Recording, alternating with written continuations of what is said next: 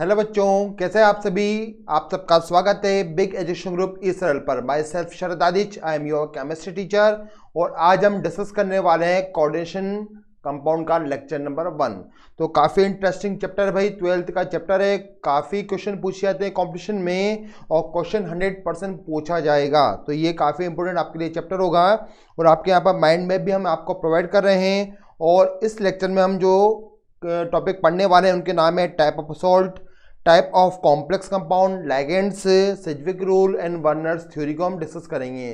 तो आप इनके माइंड में आपको एक बार जल्दी से स्टडी कर लें क्योंकि ये काफ़ी इंपॉर्टेंट है। यहाँ पर हमें काफ़ी सारे अच्छे डायग्राम दिख रहे हैं, काफ़ी सारे एग्जाम्पल भी हैं जो आपको रिवीजन में हमेशा हेल्प करते आएंगे। ओके बच्चों, तो आइए हम चालू करते हैं कोऑर्डिनेशन कंपाउंड का लेक्चर नंबर 1। और मैं आपको बता देता हूँ, यदि आप लोगों ने अभी तक इस चैनल को सब्सक्राइब नहीं किया है तो आप इसको जल्दी से सब्सक्राइब कर दें क्योंकि हम बहुत अच्छे वीडियो आप लोगों के लिए समय समय पर प्रोवाइड करते रहेंगे जिसका हम नोटिफिकेशन आपको देते रहेंगे। इसलिए बेल आइकन को दबाना ना भूलें और वीडियो को लाइक करना कभी ना भूलें। ओके बच्चों, तो चलिए हम चालू करते हैं कोऑर्डिनेशन कंपाउंड। कोऑर्डिनेशन कंपाउंड के फादर हैं वर्नर है। कौन है? वर्नर। ओके बच्चों, तो वर्नर ने इस चैप्टर को डेवलप किया। तो यदि हम बात करें सबसे पहले कि what is the coordination compound, कि कोऑर्डिनेशन कंपाउंड होते क्या हैं, तो आपको पता चलेगा कि यहाँ पर जो मेटल होता है, एक मेटल आयन होगा जिस पे चार्ज आपको माइनस, प्लस या न्यूट्रल मिल सकता है। और ये एक स्पीशीज से क्या करता है बच्चों, लोन पेयर को गेन करता है और लोन पेयर को गेन करके क्या बनता है, एक कॉम्प्लेक्स बनता है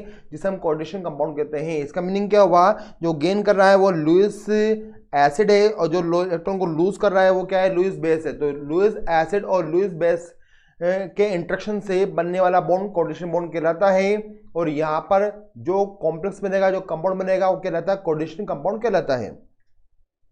तो बच्चों वर्नर्स अपने क्या करता है, वर्नर्स ने काफ़ी सारे सॉल्ट के बारे में एक्सप्लेनेशन दिया। उसने बताया कि सिंपल सॉल्ट किसे कहते हैं, सिंपल सॉल्ट एसिड और बेस रिएक्शन से मिलकर बनते हैं जैसे कि NaCl। ओके बच्चों, साथ में उसने डबल सॉल्ट का भी प्रिपरेशन किया। डबल सॉल्ट का प्रिपरेशन कैसे किया उसने बच्चों, वहां पर उसने दो सिंपल सॉल्ट को वाटर मिला के वेपोराइज किया। ओके, दो सिंपल सॉल्ट को क्या किया उसने, वाटर उसके अंदर मिक्स करके उसको वेपोराइज किया। वेपोराइज करने से वहां पर उसको डबल सॉल्ट मिला। जैसे हम बात करें डबल सॉल्ट एग्जाम्पल की हम बात करें तो यहाँ पर आपको दिखाई दे रहा है पोटाश एलम दिखाई दे रहा है। पोटाश एलम के अलावा यदि हम बात करते हैं तो यहाँ पर आपको KCl.MgCl2.6S2 टाइप का भी डबल सॉल्ट बनता हुआ उसने देखा है यहाँ पर, जिसका नाम है कार्निलाइट होता है। यदि मैं और बात करूँ यहाँ पर तो यहाँ पर है फेरस सल्फेट है और यहाँ पर लिया मैंने अमोनियम लिया है।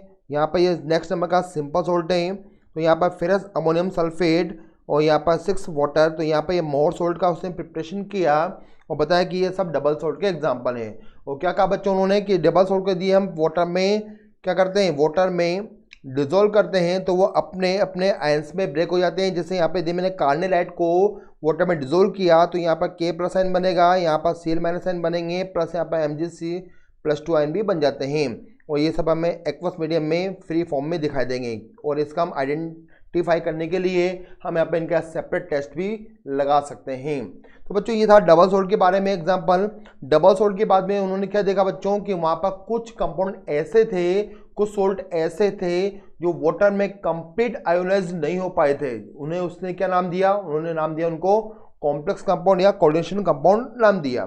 जैसे मैं एग्जांपल की बात करूँ कि यदि मैं कॉम्प्लेक्स कंपाउंड बनाना चाहता हूँ तो मेरे पास है FeCN2, एक सिंपल सॉल्ट है। यहाँ पर मैंने इसकी रिएक्शन करा दी KCN के साथ में 4 मोल लेकर, तो यहाँ बनता है कंपाउंड K4FeCN6। यदि मैं इसको वाटर में डिजोल्व करता हूँ बच्चों तो वाटर में डिजोल्व करने पर कंपाउंड के अकॉर्डिंग यहाँ पर 3 टाइप के आयन आपको मिलने चाहिए। जहाँ पे पोटेशियम आयन होगा, Fe+2 आयन होगा और Cn- आयन होगा। लेकिन वाटर में ऐसा नहीं हुआ। वहाँ पर क्या मिला आपको बच्चों, वहाँ पे मिलते हैं आपको 4K+ आयन मिलते हैं। साथ में यहाँ पर आपको FeCN6 एक कंबाइंड आपको आयन मिलता है। और आपने ध्यान से देखा कि यहाँ पर हमें K+ का तो सेपरेट टेस्ट मिल जाएगा एक बार सॉल्यूशन में, लेकिन यहाँ पर हम Fe+2 का और Cn- का सेपरेट टेस्ट नहीं लगा सकते हैं क्योंकि यहाँ पर दोनों आयन क्या है, कोऑर्डिनेट बॉन्ड से कनेक्ट हो रहे हैं। जैसे मैं इसको डायग्राम में शो करता हूँ कि Fe+2 यहाँ पर है और यहाँ पर Cn6 है यहाँ पर, और इस टाइप से ये कोऑर्डिनेट बॉन्ड बना के यहाँ पर आयरन से कनेक्ट हो चुके हैं। और हम जानते हैं कि कोऑर्डिनेट बॉन्ड को हम इजीली वाटर में आयोनाइज्ड नहीं कर पाते हैं। तो यहाँ पर हमने देखा कि इस टाइप का एक कॉम्प्लेक्स बना हुआ है जो पानी में अपने अपने आयनों का सेपरेट नहीं देता है, एक वो कंबाइंड आयन बनाता है जिसे हम कॉम्प्लेक्स एनायन यहाँ पर कहते हैं। तो इस टाइप के कंपाउंड को हमने कॉम्प्लेक्स कंपाउंड या कोऑर्डिनेट कंपाउंड कहा। कोऑर्डिनेशन कंपाउंड के बच्चों हम बात करें तो यहाँ पर हम दो टाइप में इसको डिवाइड कर सकते हैं। नंबर एक पर है परफेक्ट कॉम्प्लेक्स और एक है इम्परफेक्ट कॉम्प्लेक्स। तो परफेक्ट कॉम्प्लेक्स का मीनिंग क्या हुआ कि जैसे मेरे पास में कॉम्प्लेक्स कंपाउंड है, यदि मैं इसको वाटर में डिजोल्व करता हूँ तो वाटर में डिजोल्व करने पे क्या मिलेगा, मुझे यहाँ पर आयन मिलते हैं, मुझे 3K+ आयन मिलेगा और एक कॉम्प्लेक्स वाला मुझे आयन मिल जाता है। कॉम्प्लेक्स जो आयन है वो वाटर में कंप्लीट आयोनाइज नहीं होता है। हमें पता है कि यहाँ पर 3K+ कॉपर प्लस आयन और CN- आयन, यहाँ पर 3 टाइप के आयन प्रेजेंट हैं। यदि मैं इसी सॉल्यूशन में H2S गैस को एंटर कराता हूँ तो यहाँ पर कॉपर सल्फाइड से कोई रिएक्शन नहीं करता है। इसका मीनिंग क्या हुआ कि यह परफेक्ट कॉम्प्लेक्स है जो किसी भी रिएक्टेंट या वाटर में वो आयोनाइज्ड होने की टेंडेंसी शो नहीं करता है, वो एक कंबाइंड आयन के फॉर्म में हमेशा प्रेजेंट होता है। तो यहाँ पर हमें कोई पीपीटी नहीं मिलेगी कॉपर सल्फाइड की, तो हम कह सकते हैं कि परफेक्ट कॉम्प्लेक्स है। इम्परफेक्ट कॉम्प्लेक्स से बच्चों हम बात करें तो यहाँ पे क्या होगा, जैसे हम एग्जांपल देखते हैं कि यहाँ पर आपके पास में एक कॉम्प्लेक्स है जिसका नाम है पोटेशियम टेट्रासाइनो कैडमियम। सेकेंड है यहाँ पर कॉम्प्लेक्स दे रखा है। यदि मैं इसको वाटर में डिजोल्व करता हूँ तो यहाँ पर मुझे आयन मिलते हैं 2K+ आयन मिलते हैं और एक कॉम्प्लेक्स आयन मिलता है जिसका नाम है टेट्रासाइनो कैडमियम +2 आयन। ओके, अब आप देखिए बच्चों, यदि मैं इसी सॉल्यूशन में H2S गैस को एंटर करा देता हूं तो कैडमियम यहाँ पर सल्फाइड सिलेक्शन कर लेता है और हमें क्या मिलेगा, येलो पीपीटी मिलती है। किसकी, कैडमियम सल्फाइड की येलो पीपीटी मिल जाती है। इसका मीनिंग क्या हुआ कि एक पर्टिकुलर रिएजेंट के प्रेजेंस में कैडमियम ने यहाँ पर सल्फाइड सिलेक्शन किया और यहाँ पर कैडमियम सल्फाइड की येलो पीपीटी बनाई है। तो इसका मीनिंग क्या हुआ कि इस टाइप के कॉम्प्लेक्स हम बोल सकते हैं इम्परफेक्ट कॉम्प्लेक्स कह सकते हैं, जहाँ पर कॉम्प्लेक्स आयन क्या होता है पर्टिकुलर रीजेंट के प्रेजेंट में ब्रेक हो जाता है। नेक्स्ट में बात करें हम टर्म्स की बात करते हैं तो बच्चों इस चैप्टर में आपको कुछ टर्म्स याद रखनी है। जैसे हम बात करते हैं कि जो बॉक्स बना हुआ है, बॉक्स में जो सबसे पहले आपको एलिमेंट दिखाई देगा उसको बोलते हैं हम सेंट्रल मेटल आयन कहते हैं। इसको शॉर्ट फॉर्म में बोलते हैं हम सेंट्रल मेटल आयन। ये आपको एटम के फॉर्म में भी दिखाई देगा, ये आयन भी हो सकता है और एटम भी हो सकता है। नेक्स्ट हम बात करते हैं कि जो सेंट्रल मेटल आयन होता है वो नॉर्मली क्या होता है, वो जनरली लिगेंड से इलेक्ट्रॉन को गेन करता है with the help of coordinate bond. तो हमने आंसर दिया कि ये क्या करते हैं, ये act as a Lewis acid, ये लुईस एसिड की तरह ये एक्ट करते हैं। नेक्स्ट हम बात करें कि यहाँ पर जो एटम है उस पर चार्ज हो सकता है, न्यूट्रल भी हो सकता है, वहाँ पर नेगेटिव हो सकता है और मोस्टली वहाँ पर पॉजिटिव चार्ज आपको दिखाई देगा। ओके, नेक्स्ट में बच्चों बात करते हैं टर्म में कि मेटल आयन से जो CMI है उसके पास में जो स्पीशीज दिखाई देती है उससे बोलते हैं हम लाइगेंड्स कहते हैं। क्या बोलते हैं बच्चों यहाँ पर, इसको हम यहाँ पर लाइगेंड्स टर्म देते हैं, इसको बोलते हैं। ओके, लाइगेंड्स का मीनिंग क्या हुआ कि लाइगेंड्स क्या होते हैं, जनरली बच्चों लोन पे प्रोवाइड करते हैं। किसको, वो CMI को लोन पे प्रोवाइड करते हैं। इसका मीनिंग क्या हुआ, they act as a Lewis base, ये लुईस बेस की तरह वर्क करते हैं। और इन पर चार्ज क्या हो सकता है बच्चों, ये न्यूट्रल भी हो सकते हैं, इन पर चार्ज मोस्टली नेगेटिव होता है और कुछ कंपाउंड में प्लस में भी आपको ये दिखाई देंगे। नेक्स्ट नंबर बच्चों हम बात करते हैं कि ऐसी स्पीशीज या ऐसा एरिया जहाँ पर CMI और लाइगेंड्स दोनों बॉन्ड बना के रहते हैं, या ऐसी स्पेयर, ऐसा स्पेस जहाँ पर CMI और लाइगेंड्स हमें दिखाई देते हैं, उसे बोलते हैं बच्चों कोऑर्डिनेशन स्पेयर कहते हैं। तो क्या बोलते हैं हम, कोऑर्डिनेशन स्पेयर कहते हैं। इसमें कौन कौन मिलेगा बच्चों आपको, यहाँ मिलता है आपको CMI प्लस लाइगेंड्स आपको दिखाई देंगे। ठीक है, तो इस स्पेयर में आपको CMI और लाइगेंड्स बॉन्डिंग करते हुए दिखाई देंगे। नेक्स्ट में बच्चों हम बात करें कि यहाँ पर आपको दिखाई दे रहा है कि मैंने 6 लिखा है, तो आपको क्या करना है कि आपको CMI और लाइगेंड्स के बीच में आपको चेक करना है कि कितने कोऑर्डिनेट बॉन्ड बने हुए हैं। तो CMI और लिगेंड्स के बीच में जितने कोऑर्डिनेट बॉन्ड होते हैं उन्हें क्या बोलते हैं हम, उसे कहते हैं हम कोऑर्डिनेशन नंबर कहते हैं। जैसे मैं बच्चों बात करूँ यहाँ पर, तो कोऑर्डिनेशन नंबर हमें यहाँ पर दिखा जा रहा है 6। तो इसका मीनिंग क्या हुआ कि यहाँ पर इस कॉम्प्लेक्स में आयरन का जो कोऑर्डिनेशन नंबर है वो कितना है, 6 है। तो यहाँ पर आपको रखना है कोऑर्डिनेशन नंबर। इसका मीनिंग क्या हुआ, number of coordinate bond between CMI and ligands. Okay, और एग्जांपल में आपको दिखाई दिया कितने यहाँ पर 6 यहाँ पर बॉन्ड बनते हुए दिखाई देंगे। तो इसको बोलते हैं बच्चों यहाँ पर हम कोऑर्डिनेशन नंबर कहते हैं। कोऑर्डिनेशन नंबर काफ़ी काम आने वाला है, तो आपको यहाँ पर इसको ध्यान में रखना होगा। तो इस प्रकार से हमने यहाँ पर इसके इंपॉर्टेंट टर्म के बारे में बात करी है। तो यदि बच्चों यदि आपको एक बात और ध्यान रखना है कि यदि कॉम्प्लेक्स में जो कॉम्प्लेक्स आयन है यदि वहाँ पर लिगैंड सिर्फ एक ही टाइप का है, सेम टाइप का है वहाँ पर, तो उसको बोलते हैं हम होमोलाइटिक कॉम्प्लेक्स कहते हैं। और यदि लिगैंड्स यहाँ पर डिफरेंट टाइप के, जैसे CN के साथ में NO भी हो सकता है या NO2 भी हो सकता है, तो वहाँ पर उसको हम हेटेरोडाइटिक कॉम्प्लेक्स भी कहते हैं। टर्म्स के बाद बच्चों हम एंट्री करते हैं क्लासिफिकेशन लिगेंड्स के अंदर। यदि मैं क्लासिफिकेशन लिगेंड्स के अंदर इसको डिवाइड करना चाहूँ तो काफ़ी टाइप के बेस हमारे पास प्रेजेंट है। यहाँ पर पहला बेस की मैं बात करता हूँ। यहाँ पर जो बेस है अपने पास में क्या, बेस्ड ऑन चार्ज। भाई चार्ज के बेस पर लिगेंड्स को हमने यहाँ पर 3 पार्ट में डिवाइड किया है। न्यूट्रल लिगेंड्स होते हैं, पॉजिटिव लिगेंड्स होते हैं और नेगेटिव लिगेंड्स होते हैं। पर न्यूट्रल लिगेंड्स के अंदर आपने देखा कि वाटर है, वाटर को हम यहाँ पर एक्वा टर्म देंगे। यहाँ पर कॉम्प्लेक्स में आपका जब आप उसको IUPAC नेम प्रोवाइड करेंगे तो उसको आपको एक्वा बोलना है। नेक्स्ट आपको यहाँ पर दिया है NO, यहाँ पर आपको NO को क्या बोलना है भाई, यहाँ पर आपको NO को बोलना है नाइट्रिक ऑक्साइड, इसको हम बोलते हैं।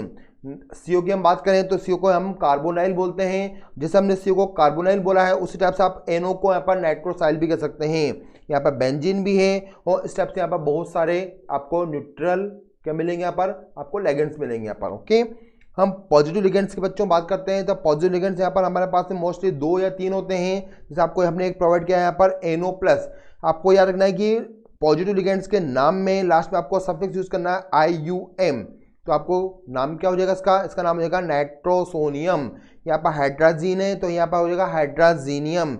एक और मैंने यहाँ पे लिखा है NO2। ठीक है, इस टाइप से यहाँ पर आप इसको पॉजिटिव आयन देख सकते हैं। आपको भाई NO+ वाले कॉम्प्लेक्स इस चैप्टर में मिलने वाले हैं। NO2 के आपको यहाँ पर कंपाउंड नहीं मिलेंगे। N2H+5 के भी आपको कंपाउंड नहीं मिलते हैं ना। और बच्चों याद रखिएगा कि NO+ वाले कंपाउंड आपको मोस्टली कौन कौन से मिलते हैं, आपको 2 ही मिलेंगे यहाँ पर। नंबर 1 पे मिलता है ब्राउन रिंग कॉम्प्लेक्स मिलेगा। और एक आपको मिलता है यहाँ पर सोडियम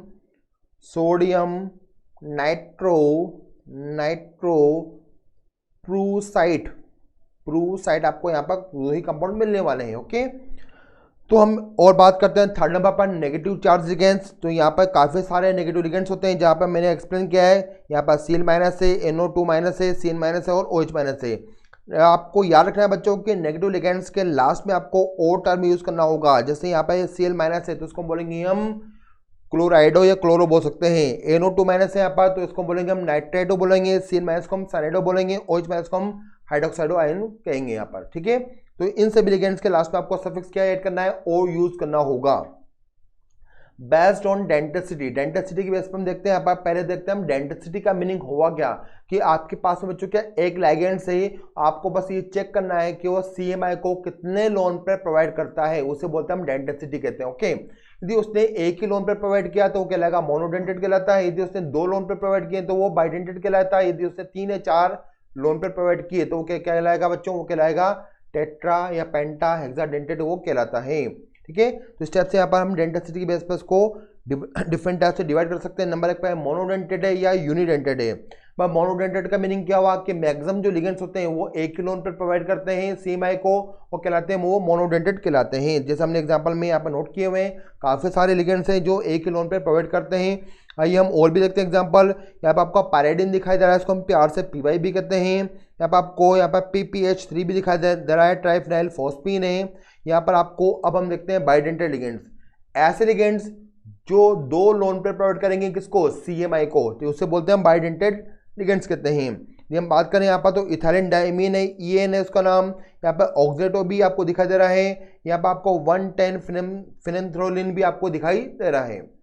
नेक्स्ट में बात करें DMZ भी। यहाँ पर क्या बच्चों, DMZ भी क्या होता है बच्चों, DMZ भी यहाँ पर बाइडेंटेड लिगेंड्स का वर्क करता है। DMZ पे आपको यहाँ पर एक तरफ OH लगा देना है और एक तरफ आपको O- लगा देना है। यहाँ पर 2,2-डाई पैराडिन भी यहाँ पर आपके सामने दिया गया है, ये भी बाइडेंटेड है। और कार्बोनेट आयन भी यहाँ पर क्या है, बाइडेंटेड होता है।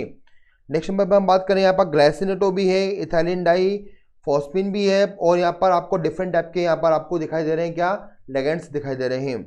नेक्स्ट में बात करें आपको हेक्साडेंटेट की बात करते हैं, तो यहाँ पर एक ही लिगेंड्स 6 लोन पे प्रोवाइड करेगा CMI को। जैसे एग्जांपल की हम बात करें तो यहाँ पर आपको दिखाई दे रहा है EDTA, इथाइलिन डाइमिन टेट्राएसिटिक एसिड आपको दिखाई दे रहा है। तो यहाँ पर आपको ध्यान रखना है कि यहाँ पर एक oxygen, next oxygen, next oxygen, next oxygen, और एक यहाँ पर आपको दिखाई देगा लोन पे नाइट्रोजन से मिलता हुआ, यहाँ भी एक लोन पे दिखाई देगा आपको नाइट्रोजन से मिलता हुआ, ये आपको मेटल आयन प्रेजेंट है यहाँ पर। तो इस टाइप से यहाँ पर ये लिगेंड्स क्या करता है बच्चों, 6 लोन पर प्रोवाइड करता है CMI को। ओके, तो ये कहलाता है हेक्साडेंटेट कहलाता है। नेक्स्ट हम बात करें चिलेटिंग लिगेंड क्या होते हैं बच्चों। चिलेटिंग लिगेंड का मीनिंग हुआ कि CMI से ऐसे लिगेंड्स कनेक्ट कर रखे आपने जो पॉलीडेंटेड है, वो मोनोडेंटेड नहीं होना चाहिए, वो कम से कम बाइडेंटेड हो, ट्राइडेंटेड हो, टेट्रा हो, पेंटा हो या हेक्सा हो। तो CMI और लिगेंड्स के बीच में जो रिंग बनती है उसे क्या बोलते हैं हम, उसे बोलते हैं चिलेटिंग लिगेंड्स कहते हैं या चिलेटिंग रिंग बोलते हैं। तो देखिए बच्चों हम बात कर रहे थे यहाँ पर एक अपने पास ये लिगेंड्स है, यहाँ पर इथाइलिन डाइमीन जैसे प्लेटिनम को लोन पर प्रोवाइड किया, तो यहाँ पर CMI और लिगेंड्स के बीच में 1 member, 2 member, 3 member, 4 member, 5 member की रिंग बनती हुई आपको दिखाई दे रही है। ओके, यदि मैं इधर की तरफ देखता हूँ तो यहाँ भी आपको रिंग दिखाई देगी, first member, second member, third member, fourth member, 5 member की रिंग बनती हुई आपको यहाँ पर दिखाई दे रही है। नेक्स्ट बच्चों हम बात करते हैं एम्बीडेंटेड लिगेंड्स की बात करें, ऐसे लिगेंड्स जिनके पास 1 से ज़्यादा लोन पेयर होंगे, लेकिन वहाँ पर क्या होगा, वो एक समय पर एक ही लोन पेयर प्रोवाइड करेगा, या हम इसको यूँ बोल सकते हैं कि ऐसे लिगेंड्स जिनके पास डोनर साइड क्या होती है, मोर देन 1 होती है, वहाँ पर 2 डिफरेंट टाइप के एटम होते हैं जो लोन पेयर को प्रोवाइड कर सकते हैं, लेकिन एक समय पर सिर्फ एक ही लोन पेयर प्रोवाइड करेगा, किसको, CMI को। जैसे हम बात करें यहाँ पर साइनाइड की बात करते हैं, तो साइनाइड के पास में अभी लोन पे कौन देने वाला है, यहाँ पर लोन पे देने वाला है कार्बन है। यहाँ पर नेक्स्ट नंबर पे देखिए, यहाँ पर आप इसको हमने उल्टा कर दिया है, तो यहाँ पर आप नाइट्रोजन बन जाएगा लोन पे देने वाला एटम। नेक्स्ट नंबर पर हम बात करें, यहाँ पर लोन पेयर है किसके पास में, अभी N के पास में, अब किसके पास मिलेगा आपको, यहाँ पर O के पास में लोन पेयर मिल जाता है। तो इस टाइप से यहाँ पर ये एम्बीडेंटेड लिगेंड्स कहलाते हैं। यदि हम बात करें नेक्स्ट नंबर पर बात करते हैं based upon boiling interaction between the ligands and the central atom. Next हम बात करें बच्चों based upon bonding interaction between the ligands and the central atom. ठीक है बच्चों, ये हम बात करते हैं क्लासिकल लिगेंड की बात करें, तो क्लासिकल लिगेंड का मीनिंग क्या होगा बच्चों, ये ऐसे लिगेंड्स जो हमेशा लोन पेयर प्रोवाइड करते हैं सेंट्रल मेटल आयन को, उन्हें क्या बोलते हैं हम, क्लासिकल लिगेंड्स कहते हैं। ओके, नेक्स्ट हम बात करें नॉन क्लासिकल या पाई एक्सेप्टर लिगेंड की हम बात करते हैं बच्चों। तो ये क्या होता है बच्चों, ये लोन पेयर प्रोवाइड तो करते हैं CMI को, लेकिन ये सेंट्रल मेटल आयन से कभी कभी इलेक्ट्रॉन क्लाउड को अपने वैकेंट ऑर्बिटल में शिफ्ट भी कर लेते हैं एज ए पाई बॉन्ड, तो इन्हें बोलते हैं हम नॉन क्लासिकल या पाई एक्सेप्टर लिगेंड्स भी इनको हम कह सकते हैं। ओके बच्चों, यदि हम इनकी बात करें तो ये डिफरेंट टाइप का हो सकते हैं। जैसे हमने पहला टाइप की बात करी यहाँ पर, यदि हम बात करते हैं यहाँ पर नंबर 1 पर, तो ये सिग्मा डोनर पाई एक्सेप्टर होते हैं। जैसे एग्जांपल है कार्बोनाइल है, साइनाइडो है, यहाँ पर नाइट्रोसोनियम है, PF3 है, PR3 है और एसेट्रा है। नेक्स्ट हम बात करते हैं यहाँ पर पाई डोनर पाई एक्सेप्टर की बात कर सकते हैं। यहाँ पर ये पाई के फॉर्म में ही डोनेट करेंगे इलेक्ट्रॉनों को, और पाई के फॉर्म में ये गेन कर लेते हैं। तो बच्चों यहाँ पर 2 टाइप के अंदर हमने इसको डिवाइड किया है। नेक्स्ट नंबर पर देखते हैं हम एग्जांपल की बात करें, जैसे मेरे पास में कार्बोनाइल के यहाँ पर कंपाउंड दे रखे हैं, तो यहाँ पर आप ध्यान से देखिए कार्बोनाइल ने क्या किया बच्चों, कार्बोनाइल ने यहाँ पर सबसे पहले लोन पे प्रोवाइड करे हैं किसको, CMI को लोन पे प्रोवाइड किए हैं as a sigma bond. Okay, अब भाई बच्चों यहाँ पर ये बॉन्ड है काफ़ी वीक है, काफ़ी वीक होने के कारण ये बॉन्ड ज़्यादा स्टेबल नहीं हो पाता है। इसलिए क्या होता है, कार्बोनाइल जो लिगेंड्स है वो अपने एंटी बॉन्डिंग मॉलिक्यूलर ऑर्बिटल में इलेक्ट्रॉन डेंसिटी को एक्सेप्ट करेगा किससे, CMI से, और ये गेन करने के बाद में एक नए बॉन्ड का फॉर्मेशन करता है जिसको बोलते हैं पाई बॉन्ड कहते हैं। ये काफ़ी वीक बॉन्ड होता है बच्चों के, तो ये वीक बॉन्ड बना है, तो इस टाइप के लिगेंड को हमने नाम दिया sigma donor and pi acceptor, जो सिग्मा के फॉर्म में कर रहा है डोनेट और पाई के फॉर्म में कर रहा है एक्सेप्ट कर रहा है। ठीक है बच्चों, और आपको मैं बता देता हूं नॉलेज के लिए कि इस टाइप के बॉन्डिंग को बोलते हैं सिनर्जिक बॉन्डिंग कहते हैं। कौन से बॉन्डिंग कहते हैं आप बच्चों, इसको कहते हैं सिनर्जिक बॉन्डिंग कहते हैं। और इस टाइप की बॉन्डिंग से बच्चों आप मेटल एंड कार्बन के बीच बॉन्ड ऑर्डर हमेशा क्या होता है, बनने रखता है, और कार्बन और ऑक्सीजन के बीच बॉन्ड ऑर्डर क्या होता है बच्चों, यहाँ पर कम होने लगता है। ऐसे कब होता है, due to synergic bonding. Okay, तो सिनर्जिक बॉन्डिंग की वजह से हमेशा क्या होगा बच्चों, मेटल कार्बन के बीच में बॉन्ड ऑर्डर बढ़ेगा और कार्बन ऑक्सीजन के बीच में बॉन्ड ऑर्डर हमेशा घटने लगेगा। हम बच्चों फेरोसिन की बात करें तो फेरोसिन में एक काफी अच्छा डायग्राम हमें दिया है, इसको हम सैंडविच मॉडल भी कहते हैं। फेरोसिन की हम बात करते हैं बच्चों यहाँ पर, तो यहाँ पर C5H5 साइक्लोपेंटाडाइनल नाम का ये लाइगेंड से यहाँ पर ये क्या कर रहा है बच्चों, यहाँ पर ये पाई डोनर के फॉर्म में एक्ट कर रहा है। ये पाई डोनर के फॉर्म में होता है बच्चों।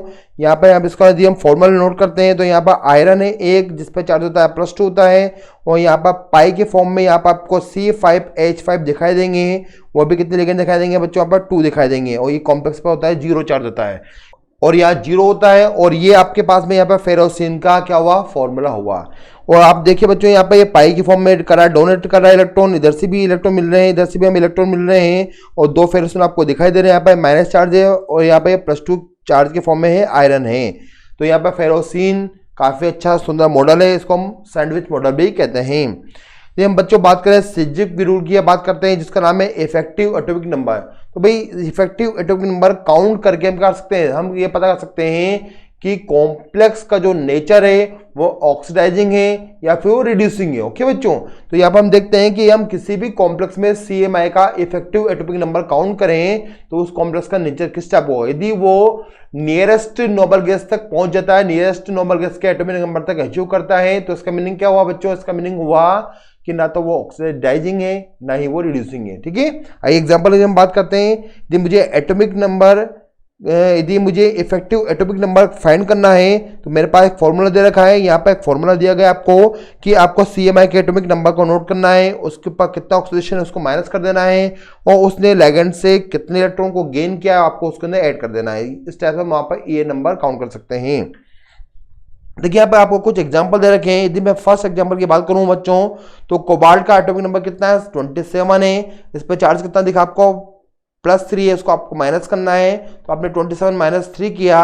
और अमोनिया के द्वारा इसने कितने इलेक्ट्रॉन को गेन किया है, यहाँ पर 6 अमोनिया है, और एक लिगेंड से मिलते हैं 2 इलेक्ट्रॉन, तो यहाँ पर 12 इलेक्ट्रॉन मुझे को वापस मिल चुके हैं, तो मेरे को यहाँ पर मिला है इसका ये नंबर कितना, 36। इसका मीनिंग क्या हुआ कि कॉम्प्लेक्स स्टेबल है, ये ना तो इलेक्ट्रॉन को लूज करेगा ना ही ये गेन करेगा। तो भाई यहाँ पर देखते हैं हम K4Fe6 में भी 36 मिला हमें, यहाँ पर प्लेटिनम वाले कॉम्प्लेक्स में भी 86 मिल रहा है। यहाँ पर तो मैं ध्यान दूं कि यहाँ पर K3FeCN6 वाले कॉम्प्लेक्स में इफेक्टिव एटॉमिक नंबर जो बच्चों को कितना मिला, 35 मिला है। इसका मीनिंग क्या है कि इसको क्रिप्टन तक पहुंचने के लिए 1 इलेक्ट्रॉन की रिक्वायरमेंट है। कितने इलेक्ट्रॉन की रिक्वायरमेंट है, ओनली 1 इलेक्ट्रॉन की रिक्वायरमेंट है।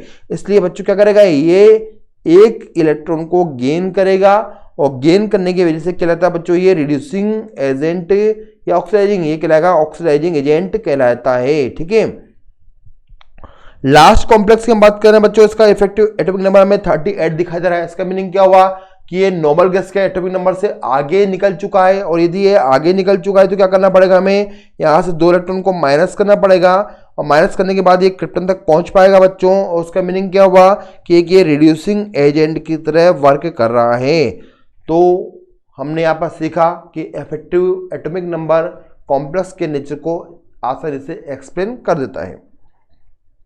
आपको यहाँ पे कॉम्प्लेक्स भी दिया गया है, इसका सॉल्यूशन देखिए। यहाँ पर आपको x की वैल्यू फाइंड करने के लिए बोला गया है। आप x की वैल्यू को इजीली यहाँ पर फाइंड कर सकते हैं इफेक्टिव एटॉमिक नंबर के थ्रू। नेक्स्ट हम बात करें वर्नर्स कोऑर्डिनेशन थ्योरी।